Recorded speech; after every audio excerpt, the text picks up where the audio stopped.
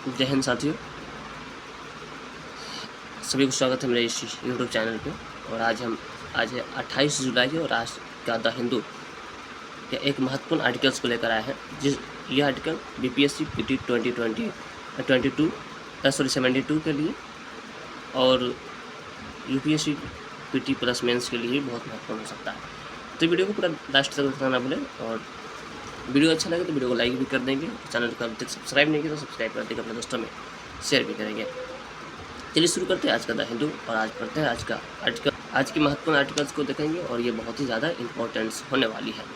चलिए तो आज देखेंगे प्रदर्शन में पुलिस आचरण पर जो है क्या पुलिस आचरण पर दिशा निर्देश दिया गया है कोर्ट के द्वारा। और ये पॉलिटी क्या है जीएस पेपर 2 से आप जुड़ कर पढ़ सकते हैं। अभी आपको ये पता होना चाहिए और पता भी होगा कि देश के सारे लोगों को पता है कि अभी हमारे नीट की पेपर का जो लीक का मामला जो सामने आया था उसमें कुछ बच्चे ने आत्महत्या की तो उनके विरोध में ना जाने कितने प्रदर्शन जंतर मंतर पर हुए और अंततः सरकार को इसके खिलाफ झुकना पड़ा और लोगों को सुनवाई करना पड़ा।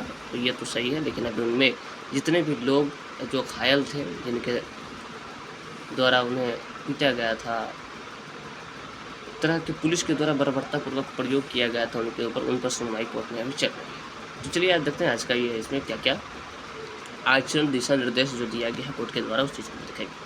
सुप्रीम कोर्ट ने सोमवार को संकेत दिया कि वह विरोध प्रदर्शन के दौरान पुलिस आचरण के एक समान दिशा निर्देश यानी यूनिफॉर्म गाइडलाइन पर विचार कर सकता है। कोर्ट ने कहा कि सोमवार के दिन यानी 27 तारीख को अगर हम कहें, उन्होंने एक निर्णय दिया कि विरोध प्रदर्शन जो है उस पर पुलिस के दिशा निर्देश के लिए यूनिफॉर्म गाइडलाइन का प्रयोग कर सकती है। मुख्य न्यायाधीश सूर्यकांत की पीठ ने कहा कि शांतिपूर्ण विरोध करना संविधान का मौलिक अधिकार संविधान द्वारा गारंटीकृत और प्रदर्शन मात्र से लाठीचार्ज नहीं ठहराया जा सकता है। कोर्ट के एक न्यायाधीश सूर्यकांत ने उनके पीठ से, इनकी बेंच थी, उन्होंने ये कहा कि अगर शांतिपूर्ण हमें विरोध करने का अधिकार हमें संविधान द्वारा दिया गया है और इस पर अगर इस प्रदर्शन पे अगर हम लाठी चार्ज करना हमारी उचित नहीं है और अगर लाठी चार्ज करना यानी संविधान का उल्लंघन हो सकता है।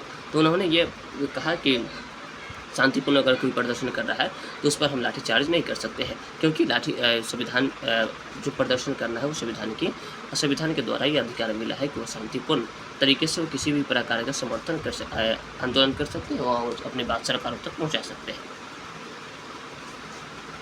देखेंगे कि वरिष्ठ अधिवक्ता विकास सिंह ने अदालत से पूरे देश के लिए पुलिस कार्रवाई की एक समान मानक संचालन प्रक्रिया SOP तय करने का अनुरोध किया, क्योंकि ज्यादती से आरोप कई राज्यों में से आए हैं।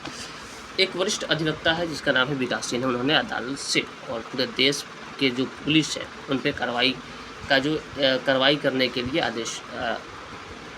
कार्रवाई करने की प्रक्रिया को तय करने का अनुरोध किया कि उस पर उन तमाम लोगों पर कार्रवाई होनी चाहिए जिन लोगों ने तमाम प्रदर्शनकारियों पर, उन युवाओं पे, उन छात्रों पे जिस तरह से बर्बरतापूर्वक लाठियाँ चार्ज की, उन्होंने पीटा और तरह तरह के गाने का प्रयोग किया, जैसे आंसू गैस का प्रयोग किया, पैलेट गन का प्रयोग किया। इन सभी से बहुत लोग घायल हैं और पूरे देश के राज्य से यानी इस देश के बहुत सारे राज्य से ऐसे आरोप आ रहे हैं, तो इन पर कार्रवाई होना चाहिए और इसके लिए एक संचालन प्रक्रिया SOP को तय करने का अनुरोध किया है कोर्ट से।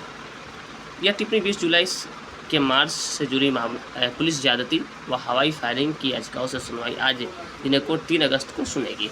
और ये जो मामला आया था 20 जुलाई से जुड़ी मामला आया है, जिसमें से पुलिस के द्वारा ज्यादती की गई और हवाई फायरिंग में साथ साथ उनके ऊपर आंसू गैस छोड़े गए, उनको डंडा से मारा गया, लड़कियों को सब बदतमीजी की गई। इन सभी बातों को वो कोर्ट में पेश किया गया, जिनके द्वारा वरिष्ठ अधिवक्ता जो हैं विकास सिंह के द्वारा, और सरकार ने कहा, कोर्ट ने कहा कि इसकी सुनवाई हम लोग कब करेंगे, 3 अगस्त को करेंगे। बिहार में सिवान एक पुलिसकर्मी ने AK-47 से राइफल से फायरिंग करता वीडियो सोमवार को वायरल हुआ। उसे निलंबित कर विभागीय जांच बैठाई गई और इसे फायरिंग में से कम 3 प्रदर्शनकारी घायल हुए हैं। अब ये बिहार का एक मामला था। 1 मिनट। तो जो भी उसमें 3 लोग घायल हुए हैं। दिल्ली में जंतर मंतर पर 20 जुलाई को प्रदर्शन में 32 वर्षीय महिलाओं को कान में गोली लगने का भी दावा किया गया है। आगे पटना में शनिवार को बिहार बंद के बाद गिरफ्तारी कई छात्रों को कथित तौर पर 24 घंटे भीतर मजिस्ट्रेट के सामने पेश किए बिना ब्यूरो सेंटर जेल भेज दिया गया, जिससे वकीलों ने मौलिक अधिकार का उल्लंघन माना। यानी पटना में कुछ लोगों ने क्या किया कि प्रदर्शन करके घर लौट रहे थे, उन्हें पुलिसों ने गिरफ्तार कर लिया और बिना 24 घंटा में वकीलों के सामने क्या कर दिया, पेश किए बिना उसे जेल भेज दिया और वकीलों ने कहा कि यह मौलिक अधिकारों का उल्लंघन है।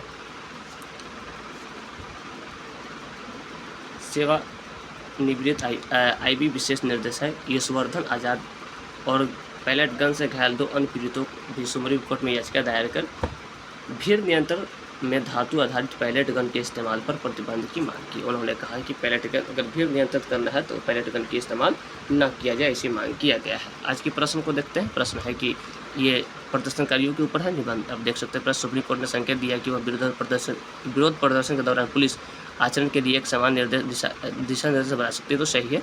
पीठ के अनुसार प्रदर्शन होने पर मात्र से ही पुलिस लाठीचार्ज करने का अधिकार मिल सकता है, नहीं है। बिहार के सिवान में तो ये होने वायरल होने के बाद निलंबन किया गया, ये सही है। तो इसका जो आंसर है 1 और 3 सी इज द करेक्ट आंसर। चलिए मिलते हैं फिर हम नेक्स्ट वीडियो में।